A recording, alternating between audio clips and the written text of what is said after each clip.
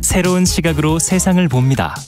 정용실의 뉴스 브런치 뉴스픽. 네, 정용실의 뉴스 브런치. 오늘도 많은 분들이 유튜브, 콩앱 그리고 또 KBS 라디오로 직접 듣고 계십니다. 감사합니다. 자, 첫 코너 뉴스픽으로 시작을 하겠습니다. 월요일, 수요일은 이 두 분과 함께하고 있죠. 전혜연 우석대 개공 교수님 안녕하세요. 안녕하세요. 전혜연입니다. 네, 조으론 변호사님 안녕하십니까? 네, 안녕하세요. 조으론입니다. 자, 두 분과 함께 앞서 말씀드렸던 내용부터 좀 살펴보도록 하죠. 사회적 참사 특별조사위원회 지난 10일 3년 6개월간의 활동을 마쳤는데 지금 대체적인 평가가 좀 아쉽다 하는 평가들이 많이 나오고 있어요. 그간의 활동 그 내용도 좀 살펴봤으면 좋겠고 성과 어떤 평가들이 나오고 있는지까지 좀 정 교수님께서 좀 정리를 해 주시겠습니까? 예, 가습기 살균제 사건과 4.16 세월호 참사 특별조사위원회 줄여서 사참위라고 명칭을 하겠습니다. 네. 사참위는 2018년 3월 꾸려졌고요. 그해 12월 조사를 개시했습니다. 3년 6개월 정도 활동을 했는데 지난 6월 10일 조사 활동을 종료했고 이제 9월까지 종합보고서 제출만을 남겨놓은 사항입니다. 네. 종합보고서는 9월 10일까지 작성이 돼 국회와 대통령에게 보고될 예정입니다. 네.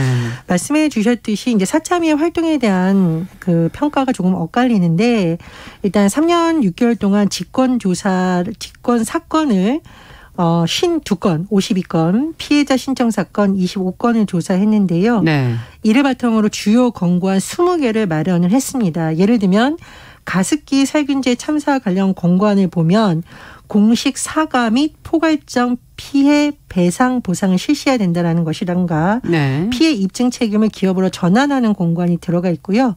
4.16 세월호 참사와 관련해서는 공식 사과 및 개선을 위한 후속 조치 시행안 그리고 피해자 사찰과 세월호 특조위 조사 방해 행위에 대한 추가적 조사, 자체 감사 실시 등을 권고하는 내용이 들어가 있습니다. 네. 이에 대해서 긍정적 평가도 나옵니다만 일각에서는 가장 관심사였던 세월호 침몰 원인이 끝까지 정확하게 규명되지 않아서 아쉽다라는 내용이 많이 나오고 있는데요. 그렇죠. 문승호 위원장의 발언을 그대로 옮기자면 네. 증거가 증거가 불충분한데 무리해서 명확하게 결론을 내리는 것 자체가 굉장히 많은 또 문제를 낳는다고 생각했고 확실하게 왜 못 밝혔느냐 비판하시는 것은 달게 받겠다라고 했습니다. 어쨌든 이제 이 사참위의 활동 또 발족됐던 부분 여러 가지 의의가 있는데요. 그럼에도 불구하고 아쉽다라는 이런 목소리는 말 그대로 좀 정확한 원인을 밝히길 바랐던 많은 유가족들의 그렇죠. 바람이 이루어지지 않았기 때문인 것으로 보입니다. 네.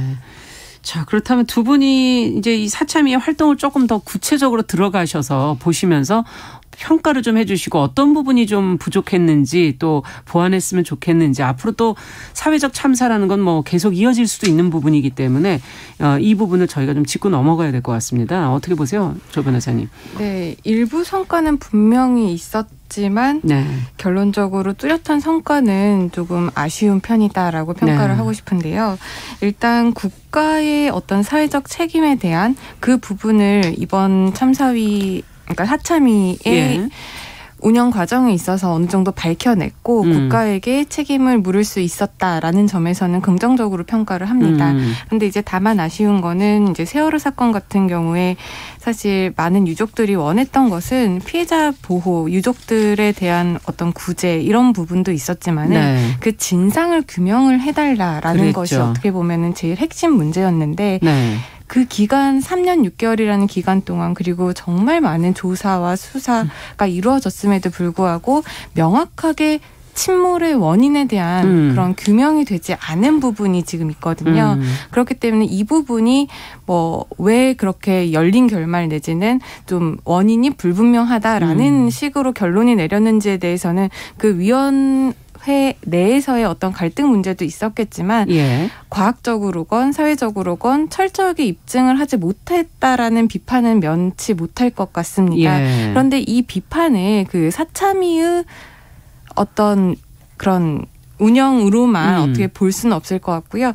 사참위가 그런 조사를 하기 위해서는 뭐 수사권이라든지 조사를 실질적으로 그렇죠. 할 수 있는 권한 그리고 자료 수집 같은 것들이 예. 사참위가 직권으로 할 수 있는 거에도 여러 가지 한계가 있거든요. 예. 정부도 도와줬어야 되고 정부 이외의 유관기관의 관계자들도 이 부분에 대해서 도와줘야 됐는데 과연 그 부분들은 제대로 되었는지 정부가 제대로 그 사람들이 일을 하는 데 있어서 적극적으로 도움이 있었는지 아니면은 혹시라도 이렇게 결말을 제대로 내지 못한 부분에 대해서 어떤 정부라든지 아니면 다른 단체에서의 방해는 없었는지 이런 것도 좀 살펴봐야 될 것 같습니다. 네. 그리고 가습기 살균제 문제 같은 경우에는 사실상 이게 피해자들의 규모를 이제 추산을 하고 앞으로 뭐 피해자들에 그렇죠. 대한 구제에 대해서 열심히 일을 하셨던 것은 굉장히 높게 사는데 이제 다만 아쉬운 부분은 이 문제가 아직도 해결이 안 됐다라는 거죠. 결론이 안 나왔잖아요. 최근에 예. 이제 조정안이 발표가 됐었는데 조정안 같은 경우에도 그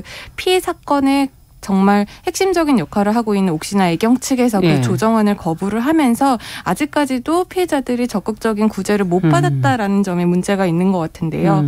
이렇게 사참위에서 피해자들의 규모를 몇 명인지 얼마나 피해가 되는지 이런 것들을 책정하고 확정 짓는 것도 중요하지만 피해자들에 대한 어떤 선제적인 지원을 먼저 해서 어느 정도 피해자들이 적극적인 지원을 받으면서 일상을 생활을 하는데 좀 도움을 좀 더 줬으면 좋지 않았을까라는 네. 아쉬움이 있습니다. 네. 어떻게 보십니까, 정 교수님께서는? 일단은 조사위원회와 수사기관의 권한 자체가 다르잖아요. 예. 그런 점의 한계는 좀 인정하고 평가를 해야 된다라고 보고요. 예. 세월호 참사가 2014년 4월 16일 발생했는데 사참이 꾸려진 것은 18년. 2018년 3월입니다. 사실 기간이 너무 많이 지났죠. 증거가 많이 소멸됐다. 그렇죠. 그렇게 이제 보시는 뭐 꾸려지고 건가요? 활동을 한 거는 굉장히 의미가 있는데 이 우여곡절인 과정을 왜 짚어보냐면은 이런 참사가 다시 일어나지 않겠지만 만약 일어났을 경우에도 이런 일이 반복된다면 또 이런 결말이 나올 수 있다는 그렇죠. 겁니다. 그래서 네. 사참위가 꾸려지기까지 그리고 그 이후에 위원회의 구성이 어떻게 됐고 이런 거에 대한 평가도 저는 한번 있어야 된다고 생각을 해요. 예. 그 문승호 위원장이라던가 관계자들 인터뷰를 좀 봤는데 예. 처음부터 이 위원회 활동 기간을 몇 년 이렇게 된 게 아니라 지금 처음에 1년, 다시 1년 연장, 다시 1년 반 연장 이렇게 됐잖아요. 네. 그래서 위원회 관계자들이 그런 말을 한다는 거죠. 처음부터 3년, 4년 이렇게 기간을 놓고 했다면 좀 더 장기적이고 체계적인 조사를 할 수 있지 않을까라는 아쉬움이 있다라고 하니까 이것은 우리가 다음번에도 유사한 사례와 유사한 위원회를 검토할 때 반드시 해야 될 과제라고 보이고요. 그러네요. 예. 기간을 너무 처음에 짧게 설정을 했었군요. 예, 네. 그렇습니다. 그래서 우리 프로그램에서 이런 건 여러 번 다뤘는데 그러다 보니까 본질을 넘어서서 위원회를 꾸리는 문제라든가 그렇죠. 활동 범위는 어떻게 될지에 대해서 시간을 낭비하게 되죠. 예, 시간이 계속 흐른 거거든요. 네. 이런 건 지켜봐야 된다고 생각을 합니다. 그리고 지금 중대재난조사위원회를 설립하자라는 것에 대한 권고안이 나왔는데 네. 말씀드렸듯이 어떤 참사가 발생하고 시간 지나서 위원회 꾸리고 그렇게 실체를 밝히라는 것이 이번이 한계가 있다는 게 명확하게 드러났기 때문에 아마 중대재난조사위원회를 설립하자라는 제안을 한 것 같습니다. 그래서 그런 부분에 대한 검토도 좀 필요한 것 같고요. 뭐 정확한 원인 규명이나 안 된 것은 굉장히 아쉬운데 그래도 뭐 선체 내부의 CCTV 영상을 추가로 복원했다라든가 그리고 사찰 관련 논란에 있어서 여러 가지 부분에 진실 규명에 가까이 갔던 점 이런 점은 그래도 성과라고 좀 짚고 싶습니다. 네. 지금 이 안에서 얘기해 주신 앞서 정부 협조라든지 이런 부분은 어떻게 보십니까? 조 변호사님께서는 좀 아쉽다라고 평가를 해 주셨는데 어떤 부분에서 조금 더 앞으로 이루어져야 될까요? 노력이. 일단 사참위가 교수님이 말씀을 해주신 것처럼 운영 기간이라든지 구성이라든지 이런 예. 부분을 출범함에 있어서 제대로 되지 않고 이제 1년이 지나면 더 1년을 연장하고 그렇죠. 이런 식으로 어떻게 보면은 좀 주먹구구식으로 연장이 되었었던 점은 굉장히 아쉽게 생각을 하고 이제 일을 함에 있어서도 교수님께서도 말씀하셨지만 이거는 조사기관이었잖아요. 예. 수사기관이 아닙니다. 권한의 그러다 한계가 보니까 있다. 그 수사를 해야만 진실 규명에 더욱더 가까워질 수가 있는데 그런 부분이 없었고 그런 부분에 있어서 정부 측이나 아니면 사법기관에서 경의를 했어야 되나요? 어느 정도 협조가 이루어지고 좀 같이 협업을 하는 식으로 나아갔으면 조금 더 실체적 진실 규명을 하는데 좋지 않았을까라는 생각이 들고요. 또 하나의 제가 좀 당부를 하고 싶은 이야기는 예. 이 사참위 권고라는 게 사실상 권고입니다. 그럼 이제 강제력이 없다라는 예. 거죠. 이게 이번에 여러 가지 20개의 권고안이 나왔지만 이것을 이제 해당 유관 기관에서 그러니까 정부에서 이 권고안을 수용을 하고 이 여기 권고안을 따라서 수용을 하면서 예. 그 내용을 다시 정책으로 제도적으로 이제 풀어 나가야 되는 것들이 중요한데 그렇겠네요. 그런 것들을 이번 윤석열 정부에서 어느 정도 수용하고 어느 정도 그 권고안을 받아들여서 법을 개정하고 제도를 만들고 정책을 필지는 우리가 지켜봐야 되는 부분이 그렇군요. 있는 거거든요. 그렇기 네. 때문에 이런 부분을 좀 잘 수용을 해서 이런 사회적 참사가 다시 일어나면 안 되겠지만 만약에 일어나게 된다면 적극적으로 피해에 대응하고 진실 규명하고 그런 제도로 도 확립이 됐으면 좋겠습니다. 네, 권고안이 어떻게 제도적으로 될 것인가. 정 교수님께서 앞서 중대재난조사위원회 이제 설치를 해야 된다라는 얘기도 해주셨는데 하면 그 전에 지금까지 했던 것과 기간 외에도 어떤 것이 변화돼야 된다고 보십니까? 그러니까 지금 자꾸 이 권고안의 중요성을 강조하시는 네. 이유가 뭐냐면 그래도 어렵게 위원회를 꾸려서 이러이러한 결론을 내린 것이 안 된다면 그렇죠. 이제까지 그 수고했던 것들이 별로 의미가 없어지는 거잖아요. 사실은 우리가 사회적 참사 조사 특별위원회를 만들어진 이유 자체가 진실규명도 중요하고 다시는 이런 일이 일어나지 않기 위해서 어떤 것을 해야 되는지 우리가 알고 싶었기 때문입니다. 네. 그래서 이 중대재난조사위원회 같은 경우에는 그때그때마다 비상설기구 자꾸 만들어서 이렇게 하지 말고 위원회를 좀 하나 만들어서 네. 빠르게 대응하자라는 좀 취지가 담겨 있는 것으로 보이고요. 권고사항 경우에는 사실은 이거는 국회가 여기에 대한 의무감을 갖고 권고안을 계속 점검하는 것이 가장 효과적이겠죠. 제도로 만들어야 그렇습니다. 되니까요. 지금 부처를 예. 감사할 수 있는 기관은 사실은 국회밖에 강력한 권한을 가진 것은 국회거든요. 네. 이거 뭐 감사원 감사나 이렇게 발생할 수 있는 게 아니잖아요. 그래서 윤석열 정부의 의지도 굉장히 중요하고 국회에서도 이 안을 다루는 것이 굉장히 중요하다고 생각을 합니다. 그리고 일각에서 이 사참위 활동에 굉장히 많은 예산이 들어간 부분에 너무 조명을 맞추는데 네. 뭐 말씀해드렸듯이 의미 있는 활동들도 있었어요. 그리고 이게 우리 가족의 문제라면 생명과 안전에 관한 문제라면 그걸 단순히 산술적인 돈으로 따질 수 있는 문제인가라는 관점에서 좀 접근할 필요가 있다고 봅니다. 네, 그리고 또 한 가지를 말씀드리면 이제 이건 법적인 제도 개선도 좀 필요하다라고 생각을 합니다. 이건 예. 물론 이제 국회에서 이제 해줘야 되는 문제인 건데 지금 가습기 살균제 사건 같은 경우에는 우리가 어떤 피해를 입었을 때 일반적으로 민사소송에서 내가 상대방한테 나의 피해에 대한 손해배상을 받기 위해서는 내가 청구하는 내가 모든 입증 책임을 집니다. 네. 내가 얼마 피해를 입었고 이 피해가 당신 때문에 일어난 것이다. 이런 인과관계를 그 피해자가 입증을 해야 근데 이게 되는데 굉장히 과학적인 입증이 돼야 되는 그렇죠. 거잖아요. 그렇죠. 의료소송이라든지 예. 이번에 이런 살균제 같은 소송 같은 경우에는 그 살균제 그런 화학 제품이 인체에 어떤 의미 어떻게 개인이 할 변화를 수 있습니까? 그걸? 일으키는지를 스스로가 입장을 해야 된다는 거예요. 피해자가. 그렇기 때문에 이런 부분과 같은 경우에는 이런 기본적인 민법에 있어서의 입증 책임을 피해자가 아니라 가해자 측에서 입증 책임을 전환하는 문제라든지 예. 아니면 또 이번에 제품이 이제 판매돼서 굉장히 수많은 피해자가 발생을 했잖아요. 그렇죠. 그렇게 된다면 이런 피해자들을 위한 집단 소송 체계가 지금 우리나라에 없는데 집단 소송 체계를 또 우리나라 법제도로 어떻게 끌어올 수 있는 것인지 네. 이런 부분들을 좀 국회 차원에서 논의를 해야 될 시점이 아닌가 그런 생각이 듭니다.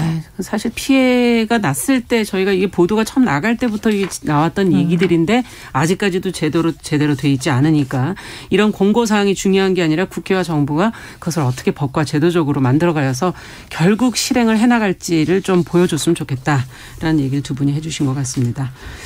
자, 두 번째 뉴스로 좀 가보도록 하죠. 그동안에 구시대적이라고 비판을 받아왔던 이 가정의뢰법. 이것이 지금 폐지안이 발의된 지가 지금 2년이 다 돼 가는데 뭐 논의가 되지가 않고 있다고 그러는데 이유가 뭔지 이 폐지안 발의 배경은 그때 무엇에서부터 시작된 건지도 한번 좀 살펴봤으면 좋겠습니다. 조 변호사님께서 좀 정리를 해 주시겠어요? 네, 우리나라에는 건전 가정의뢰 정착 및 지원에 관한 법률이라는 게 있습니다. 이걸 줄여서 이제 가정의뢰법이라고 하는데요. 이 법이 있는데 이 법에서는 이제 허례허식을 없애자는 취지에서 1969년 제정된 그 가정의뢰 준칙에 관한 법률에서 이제 출발을 해서 지금까지 이어져 오고 있습니다. 이 법 내용을 보면 결혼이라든지 뭐 장례식, 뭐 성년식, 제사 이런 우리가 뭐 집안에서 치르는 대소사라고 행사, 대소사라고 하는 그런 부분에 대한 정의라든지 어떻게 진행을 해야 되는지 이런 방식들이 규정이 되어 있는데요. 여기 내용을 보면 상주는 남성만 하도록 되어 있고 차례는 맞손자 가정에서 지내도록 이렇게 되어 있습니다.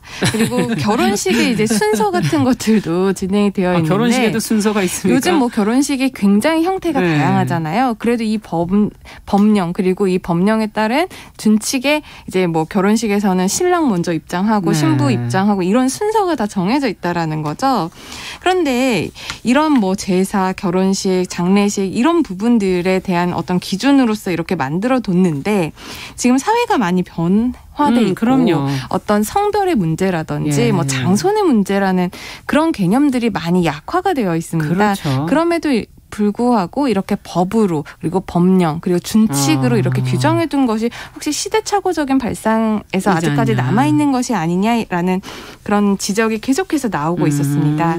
그래서 이제 실제로 작년에 여성가족부가 이 가정의례법 존속 여부를 결정하기 위해서 국민권익위의 협조를 받아서 이제 온라인 설문조사를 했었는데요. 네. 여기에 이제 4,532명이 참여를 했습니다. 네. 그런데 이런 뭐 장례식이라든지 성년식 제사 이런 방식을 이제 규정을 해놓고 있는 이 법이 과연 필요가 있는지에 대해서 설문조사를 했는데요. 예. 한 70.3% 정도가 불필요하다라는 의견이 있었습니다. 이제 이 의견을 낸 사람들이 3,445명이었거든요. 네. 그중에 이제 사실 20, 30대 여성들이 이제 응답자의 대부분이었기는 하지만 일단 그래도 그 응답자의 70.3%가 지금 불필요하다라는 의견이 나오고 있어서 사실 2020년 9월에 국회에서 이 가정의례법 폐지 법안이 발의되었습니다. 그런데 그럼에도 불구하고 지금 2년 가까이 그 소관위원회인 여성가족위원회에 지금 계류가 있는 상황이고요. 네. 사실상 이게 다른 현안의 우선순위에 밀려서 이 법이 폐지가 될 것인지 이 부분에 대한 논의가 지금 활발하게 이루어지지 못하고 있는 상황이 현실입니다. 네. 자, 문제의식은 어떤 시대적인 변화 속에 이게 69년도에 만들어졌다. 뭐 앞서 그런 얘기 해 주셨으니까 시기적으로도 좀 오래돼서 좀 개정의 필요성은 분명히 있는 것 같고 이제 지금 개정이 아니라 폐지를 아예 하자 지금 그렇게 얘기가 되고 있는 건데 상징적인 면에서도 뭔가 좀 작업을 끝내야 될 때는 된 거 아닌가 하는 생각도 좀 들고요. 두 분은 어떻게 보시는지 정 교수님께서 어떻게 보십니까? 너무 이제 얘기가 웃음거리 같이 돼버리니까. 근데 네. 이제 말 그대로 아무리 사문화됐더라도 법이 있는데 시대 안 맞으면 폐지를 하는 쪽으로 빨리 그렇죠. 결론을 내는 것이 맞죠. 그런데 네. 사실 이 상반기 국회를 돌아보면 여성가족위원회를 다른 쪽하고 통폐합하는 게 많이 할 정도로 네.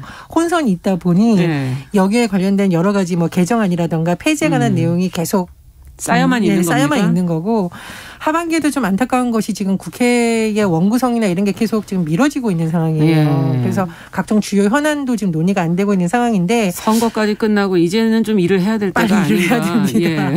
말씀해 주셨듯이 이것뿐만 아니라 지금 경제 문제도 그렇고 상임위 구성도 있고 여러 가지 법안 밀려 있는 거 처리해야 되는데 빨리 돼야겠죠. 그리고 두 번째로 이 건전하다라는 말도 도대체 무슨 용어인지 사실은 조금 논란이 있어요. 예. 그러니까 맞손자가 제사를 안 지내면 그러면 불건전한 것이냐.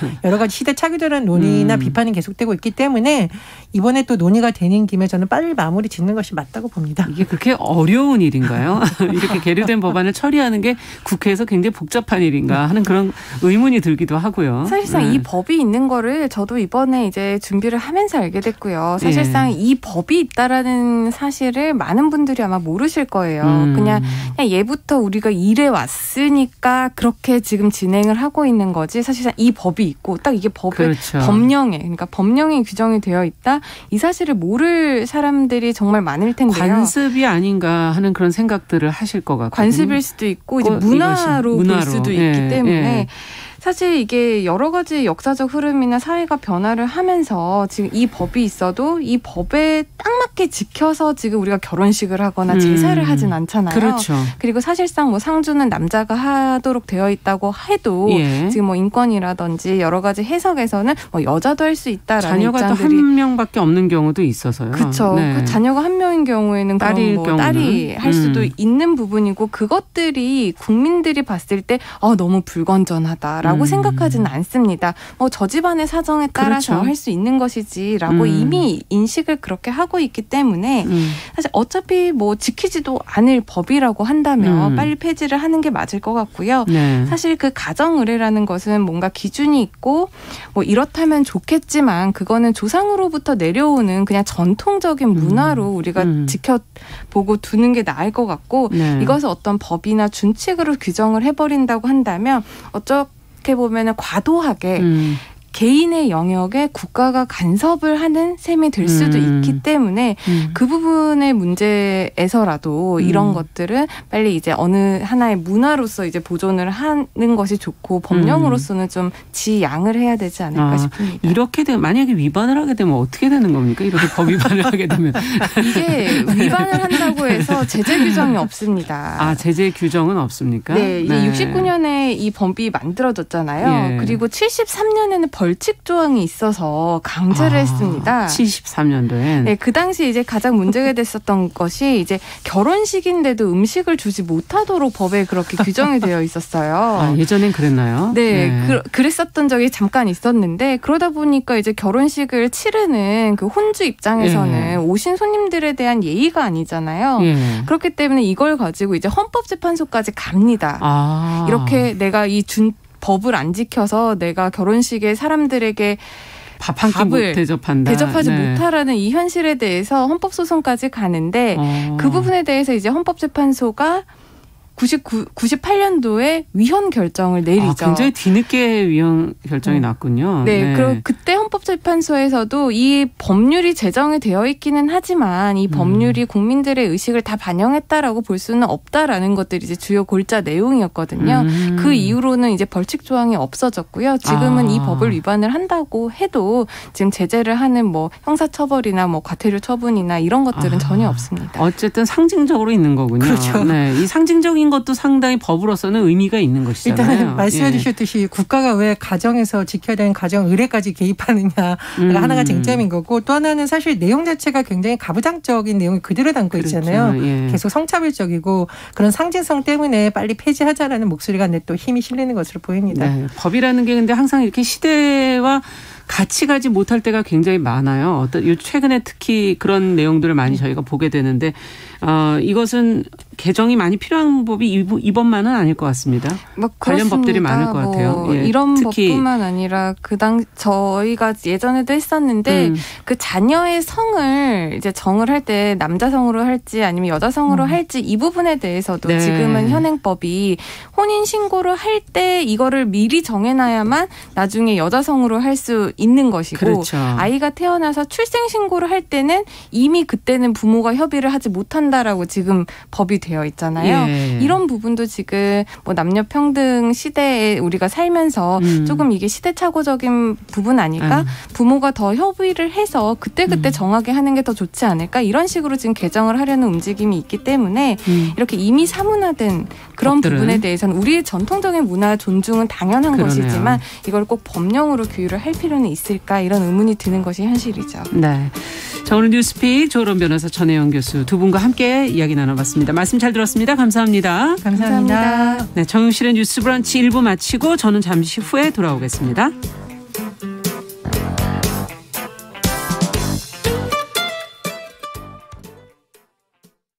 지금 시각은 11시 30분입니다. KBS